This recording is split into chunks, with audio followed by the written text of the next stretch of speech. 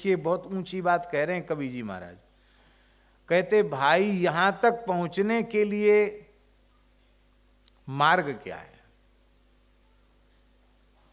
ये तो अंतिम बात हुई ना कि सब कुछ भगवान है,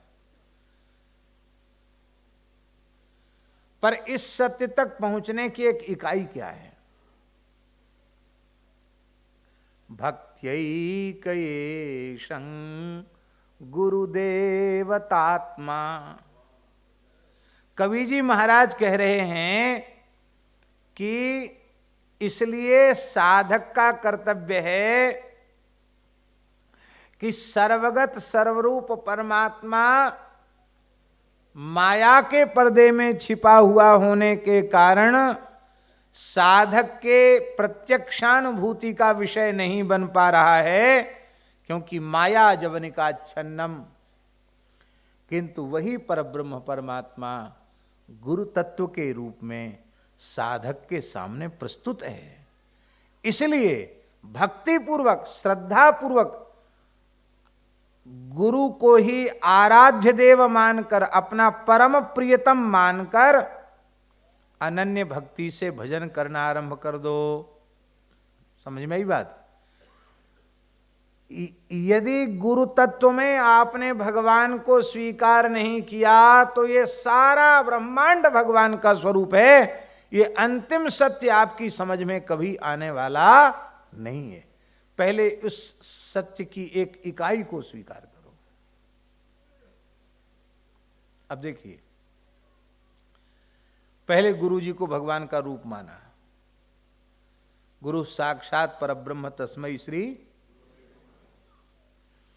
अब गुरु जी ने गोपाल जी दे दिए, ये तुम्हारे इष्ट देव हैं, आराध्य देव हैं। कितने प्यारे गोपाल जी बैठे हैं। कल की सजावट और थी, आज की सजावट और ही है। आज एकादशी का श्रृंगार है। बड़े प्यारे गोपाल जी हैं। ये ठाकुर जी हैं तुम्हारे, इन ठाकुर जी को भजो। पहले एक ठाकुर जी थे, कौन? गुरु जी। अब दो ठाकुर हो गए। अब गुरु जी के पास बैठे, गुरु जी ने कहा ये तुलसी भी भगवान का रूप है। कितने ठाकुर हो गए? ये गाय भगवान का रूप है। कितने हो गए? अब ब्राह्मण भगवान का रूप है। कितने हो गए? पीपल भगवान का रूप है। कितने हो गए? अग्नि भगवान का रूप है। कितने हो गए?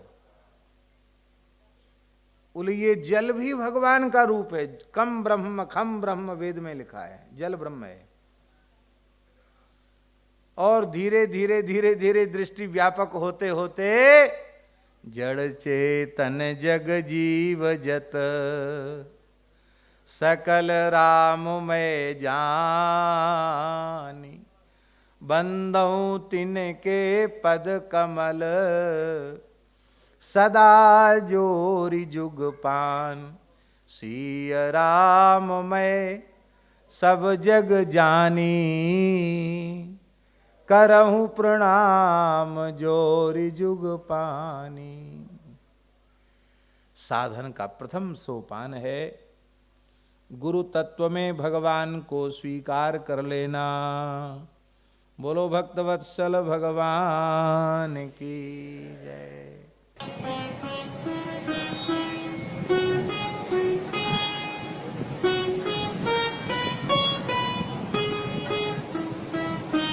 श्री सीताराम प्रतिदिन सत्संग एवं दर्शन के लिए श्री महाराज जी के ऑफिशियल चैनल को जरूर सब्सक्राइब करें।